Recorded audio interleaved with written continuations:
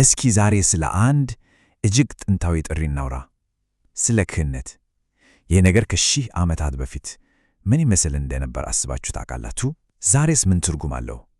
በቃ ዛሬ በዚህ ጉዳይ ዙሪያ አብረን ትንሽ እንጓዛለን። ዋው! ቆይ እስኪ፣ ይህ በጣም ከባድ ንግግር ነው። ቅዱስ ዮሐንስ አፈወርቅ የተናገረው ነው። ብዙ ካህናት በደህንነት ውስጥ ድርሻ የላቸውም ብዬ አስባለሁ። ይህ እኮ የሚያሳየው የካህኑ ሚና ምን ያህል ትልቅ ኃላፊነትና ክብደት እንዳለው ነው። ስለዚህ ይህን አባባል በደንብ ለመረዳት መጀመሪያ የክህነት መሠረታዊ ሐሳብ ምን እንደሆነ ማየት አለብን። እናም የመጀመሪያው ክፍላችን ይሄ ነው፣ የእረኛው ጥሪ። ታዲያ ያንን የቅዱስ ዮሐንስን ከባድ ቃል ለመረዳት ወደ መሠረቱ መመለስ አለብን። የክህነት ዋና ጽንሰ ሐሳብ ምንድን ነው? ሁሉም ነገር የሚጀምረው በአንድ በጣም ኃይለኛ ምሳሌ ነው። እሺ፣ ስለዚህ ቁልፉ ቃል ምንድን ነው? እረኛ። ይሄ ፖይሜኒክስ የሚሉት ነገር እኮ በቀላል አማርኛ የካህኑን ሚና ከእረኛ ጋር ነው የሚያመሳስለው። ልክ አንድ እረኛ መንጋው እንደሚጠብቅ፣ እንደሚመራ እና እንደሚንከባከብ ሁሉ ካህኑም ለመንፈሳዊ መንጋው ያኑን ያደርጋል ተብሎ ነው የሚታመነው። ለዘመናት የቆየ በጣም ኃይለኛ ምሳሌ ነው። እሺ፣ አሁን ደግሞ ወደ ሁለተኛው ነጥባችን እንምጣ፣ ጥንታዊውና ቅዱሱ መዋቅር። ይህ የእረኝነት ጽንሰ ሐሳብ ከመምጣቱ በፊት ግን ታሪኩ ፈጽሞ የተለየ ነበር። በጣም ጥብቅ በሆኑ ሕግጋት ላይ የተመሠረተ ነበር። ይህን ለመረዳት ደግሞ ወደ ብሉይ ኪዳን መለስ ማለት አለብን።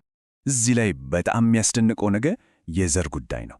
አያችሁ አይደል? በቃ የግል ምርጫ ወይም መንፈሳዊ ጥሪ ተሰማኝ የሚባል ነገር የለም። ካህን ለመሆን የግድ ከሌዊ ነገድ ከዚያም አልፎ ከአሮን የዘር ሐረግ መውለድ ነበረበት። በቃ ክህነት የተቀደሰ የቤተሰብ ውርስ ነበር ማለት ነው። እና ነገሩ በዘር ሐረግ ብቻ ያበቃም እኮ። ከዛ በተጨማሪ ደግሞ ይህንን ሁሉ ማለፍ አለባቸው። አስቡት እስኪ፣ ወንድ መሆን አለብህ፣ ከአሮን በቀጥታ መውለድ አለብህ። ምንም አይነት የአካል ጉድለት ሊኖርህ አይገባም። ዕድሜህ እንኳን ከ30 እስከ 50 መሆን ነበረበት። በቃ ፍጹም መሆን ነው የሚጠበቅብህ። የሁሉ ጥበቅነት የነበረው የክህነትን ቅድስና ለማሳየት ነበር። ወደ አለባበሱ ስንመጣ ደግሞ ይሄ ሌላ ዓለም ነው። የሊቀ ካህኑ ክብር በአለባበሱ በደንብ ይገለጻል። እነዚህ ተራ ልብሶች እንዳይመስሏችሁ። ስምንት ተለያዩ እጅግ በጣም ያማሩና በጥንቃቄ የተሰሩ አልባሳት ነበሩት። እያንዳንዱ ክር ሳይቀር ትርጉም ነበረው። እና ቅድም ያልኩት ነገር እዚህ ላይ ነው በደንብ የሚታየው። እያንዳንዱ ነገር ትርጉም አለው ስል ቀለማቱ ራሱ ታሪክ ይናገራሉ።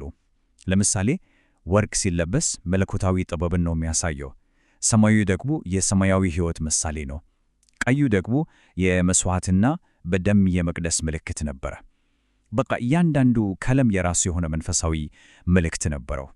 እሺ፣ እስካሁን ያየነው የብሉይ ኪዳኑን ጥብቅ ሥርዓት ነው። አሁን ግን ትልቅ ለውጥ ይመጣ። ሦስተኛው ክፍላችን የአዲስ ኪዳን ለውጥ የሚለው ለዚህ ነው። በቃ ሁሉም ነገር ሊከለበት ነው። ልዩነቱን በደንብ ለማየት እስኪ እናነሳስረው። በአንድ በኩል የብሉይ ኪዳን ካህነት አለ፣ በዘር የሚሄድ። በሌላ በኩል ደግሞ የአዲስ ኪዳኑ፣ እሱ ደግሞ በመንፈሳዊ ጥሪ ነው። የእንስሳት መሥዋዕት ቀርቶ በክርስቶስ አንድና የመጨረሻ መሥዋዕት ተተካ። የካህኑ ሚና ከአስተራኪነት ወደ እረኝነት ተቀየረ። በቃ የጨዋታ ሕግ ሙሉ በሙሉ ተቀየረ ማለት ነው። እና የዚህ ሁሉ ለውጥ ማዕከል ላይ ደግሞ ይሄ ቃል አለ። መልካም እረኛ ነፍሱን ስለ በጎቹ አሳልፎ ይሰጣል። አያችሁ፣ ዋናው ሞዴል፣ ዋናው ምሳሌ ራሱ ክርስቶስ ሆነ። ስለዚህ አዲሱ የክህነት መገለጫው ሥልጣንና ሥርዓት ሳይሆን ፍቅርና ራስን መስጠት ሆነ ማለት ነው። እሺ፣ ይህ ሁሉ ታሪክ በጣም ጥሩ፣ ግን ዛሬስ በእኛ ዘመን ያለው ካህን ታዲያ መንገዱ ምንድን ነው? አራተኛው ክፍላችን እዚህ ላይ ነው የሚያተኩረው። የዛሬውን የኦርቶዶክስ እረኛ መንገድ፣ በጎ ምግባሮቹን እና የሚገጥሙትን ፈተናዎች እንመለከታለን።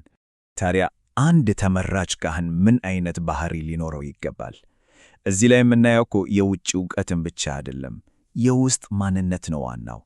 ትሕትና፣ መንፈሳዊ ንቃት፣ ከፍቅር የሚመነጭ ንጹሕ ዓላማ እና ለትውፊት ያለው ጽኑ አቋም። በቃ ነገሩ የልብ ጉዳይ ነው የሚሆነው። ግን ሳንቲም ሁለት ገጽታ እንዳለው ሁሉ ሌላኛው ገጽታም አለ።